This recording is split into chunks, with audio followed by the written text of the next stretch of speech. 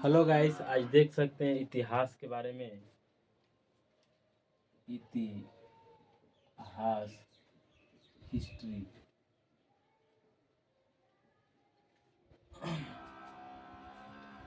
जानते हैं कि इतिहास किसे कहते हैं? अतिथि का अध्ययन ही अतीत का अध्ययन ही अतिथि का अध्ययन को ही इतिहास कहते हैं। फिर पूछा जाता है कि इतिहास का पिता कौन है?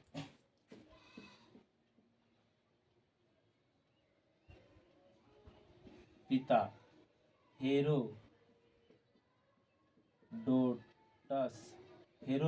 है। हेरोडोटस है।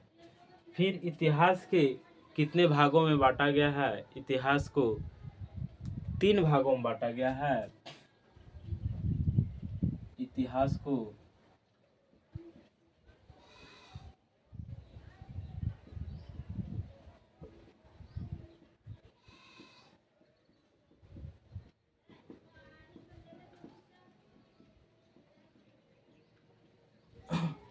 पहला है प्राक-ऐतिहासिक काल।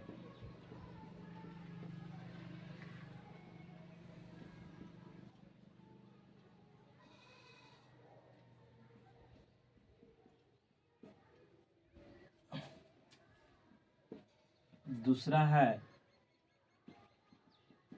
आद्य ऐतिहासिक काल।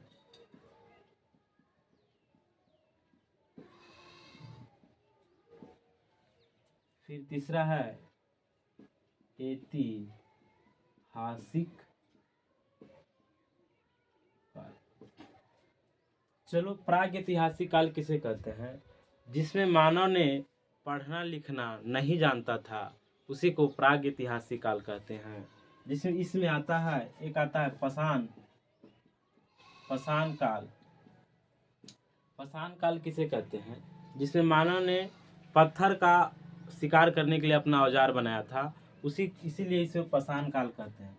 पाषाण काल को प्रागैतिहासिक काल को ही पाषाण काल कहा जाता है। इसमें पाषाण काल 4 भाग में बांटा गया है। एक है पूरा पाषाण काल। पूरा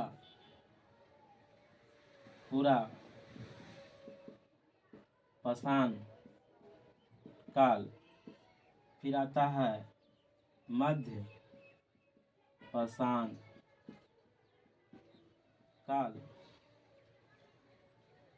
फिर तीसरा आता है नव पाषाण काल।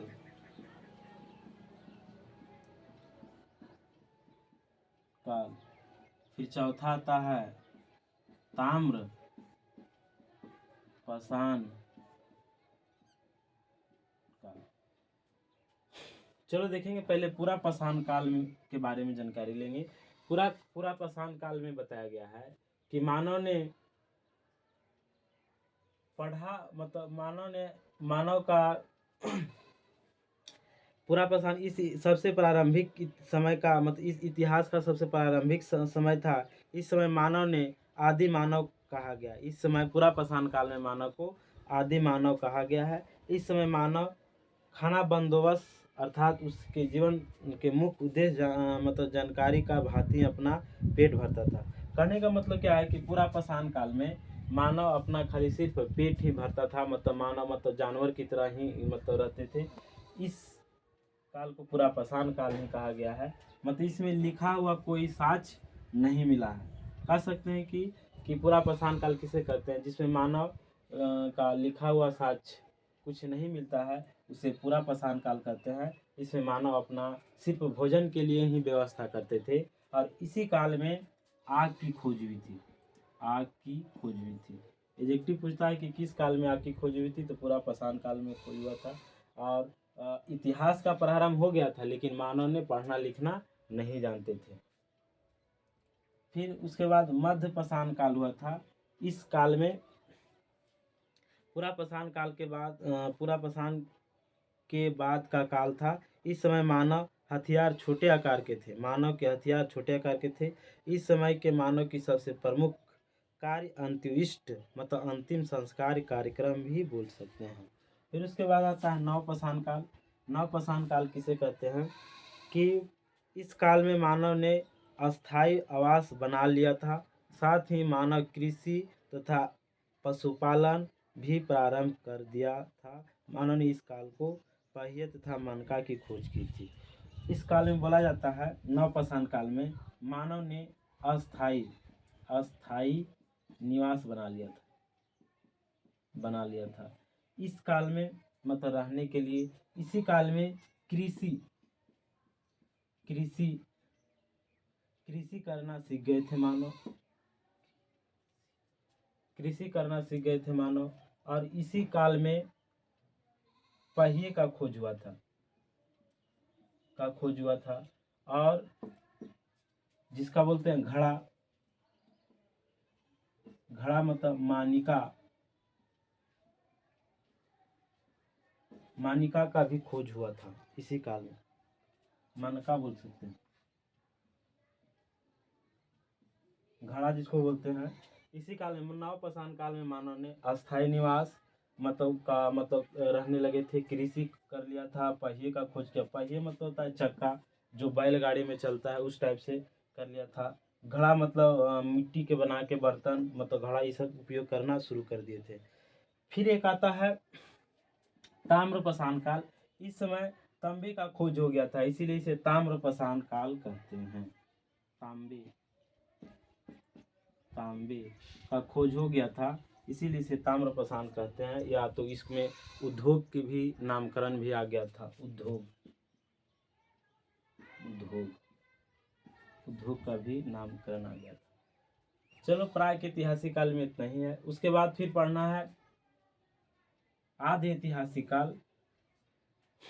कल बताया जाएगा। चलो देखो एक बार रिवाइजिंग करवा देते हैं। इतिहास किसे कहते हैं? अतिथि का अध्ययन को ही इतिहास कहते हैं। इतिहास का पिता कौन थे? हेरोडोटस था। फिर इतिहास को 3 भागों में बांटा गया है। पहला है प्रागैतिहासिक काल, एक होता है आधि ऐतिहासिक काल, तीसरा है ऐतिहासिक काल। फिर इसमें प्रागैतिहासिक काल किसे कहते हैं? जिसमें मानव ने लिखना पढ़ना नहीं जानते थे, उसी को प्रागैतिहासिक काल कहते हैं। फिर इसी में पढ़ना है प्रागैतिहासिक काल में। फिर एक आता है पाषाण काल, जिसमें मानव ने पत्थर का औजार बनाए थे, उसी को कहते हैं पाषाण काल।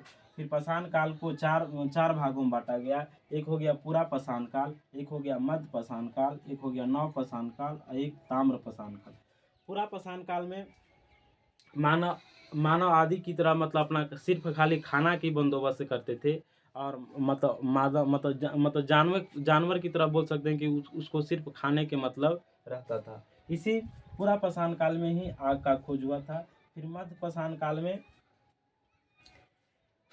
यह पूरा पाषाण काल का बाद का है। इसमें मानव का हथियार बहुत छोटा आकार का था। इस समय मानव सबसे प्रमुख कार्य मतलब अंत्येष्ट बोला गया है इस कार्य को।